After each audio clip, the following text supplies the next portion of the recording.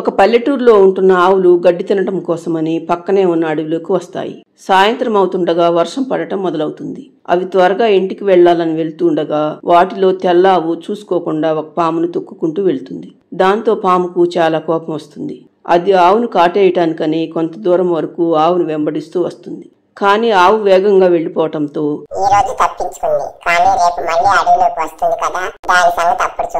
అని మనసులో అనుకుంటుంది పాము. మరుసటి రోజు అది ఆవులు వచ్చే దారి దగ్గర కాపలా కాస్తూ ఉంటుంది. కానీ ఆ రోజు ఆవుల రెండింటిలో తెల్లావు రాకపోగా దాని స్నేహితురాలైన వేరే ఆవు ఒక్కటే వస్తుంది.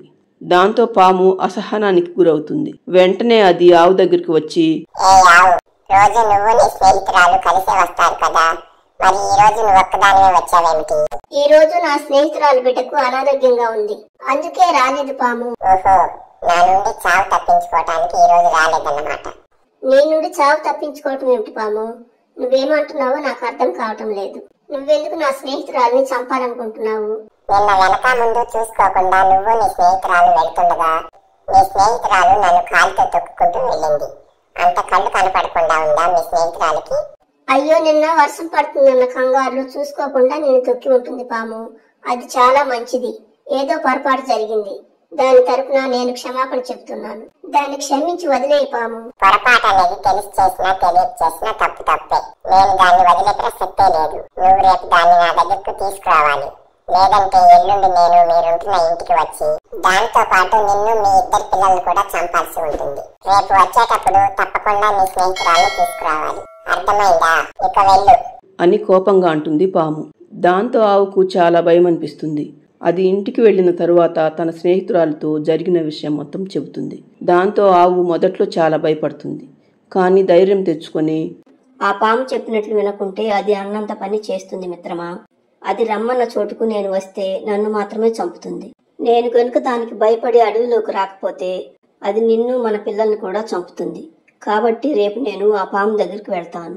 నువ్వు రానవసరం లేదు. నన్ను ఆ పాము చంపిన తరువాత నువ్వే నీ బిడ్డతో పాటు నా బిడ్డను కూడా పెంచి పెద్ద చెయ్యి.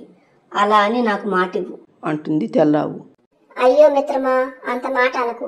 రేపు మనిద్దరం కలిసి వెళదాం. ఆ పామును మరోసారి బ్రతిమలాడుకుందాం.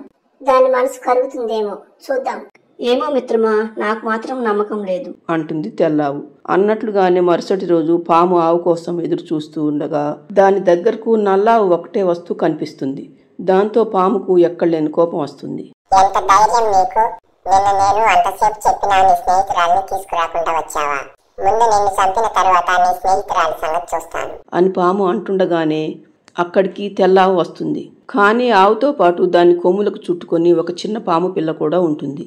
ఆవును పాము పిల్లను చూడగానే పాముకు చాలా ఆశ్చర్యంగా అనిపించి, నువ్వేమిటి నా బిడ్డను నీ తలపైకి ఎక్కించుకుని వస్తున్నావు అని అడుగుతుంది పాము. ఏమిటి పాము? ఈ పాము పిల్ల నీ బిడ్డ? ఆ సంగతి నాకు తెలియదు. ఈ పామును ఒక ముంగీస చంపి తినాలని వెంటబడుతుంటే నేను ముంగీసకు బుద్ధి చెప్పి ఈ పామును ఇలా తీసుకువస్తున్నాను. ఇది నీ బిడ్డ అని నాకిప్పుడే తెలిసింది. సరే పాము, ఇదిగో నీ బిడ్డ. జాగ్రత్తగా తీసుకువెళ్ళు. అంతకు ముందు నా మీదున్న నీ పగను తీర్చుకొని నన్ను చంపి నా స్నేహితురాలను వదిలేయి అంటుంది ఆవు. అప్పుడు పాము, నిన్ను చంపే అర్హత నాకెక్కడుంది ఆవు? నువ్వు పొరపాటున నన్ను తొక్కినందుకే నిన్ను చంపాలని అనుకున్నాను. కానీ నువ్వు నా చేతిలో చావబోతున్నావని తెలిసి కూడా నా బిడ్డను ఆ ముంగీస బారి నుండి కాపాడి తీసుకొచ్చావు. అదే నేనైతే చావబోయే ముందు ఎవరెలా పోతే నాకెందుకు అనుకునేదాన్ని. నీ స్నేహితురాలు నీ మంచితనం గురించి చెబుతుంటే నేను నమ్మలేదు. కానీ ఇప్పుడు నిన్ను చూసిన తర్వాత అది ఎంత నిజమో నాకు ఇప్పుడు అర్థమవుతుంది. నా బిడ్డను ముంగీస నుండి కాపాడినందుకు చాలా కృతజ్ఞతలు. నువ్వు వెంటనే ఇక్కడ నుండి వెళ్ళిపో. నీ బిడ్డతో సుఖంగా సంతోషంగా ఉండు అంటుంది పాము. పాము అలా అనటంతో ఆవు దాని స్నేహితురాలు చాలా సంతోషిస్తారు. ఆ తరువాత పాముకు కృతజ్ఞతలు చెప్పి ఆవు తన ఇంటికి బయలుదేరి వెళ్తుంది. ఫ్రెండ్స్, ఈ స్టోరీ నచ్చితే లైక్ చేయండి. మన ఛానల్ను సబ్స్క్రైబ్ చేసుకోండి.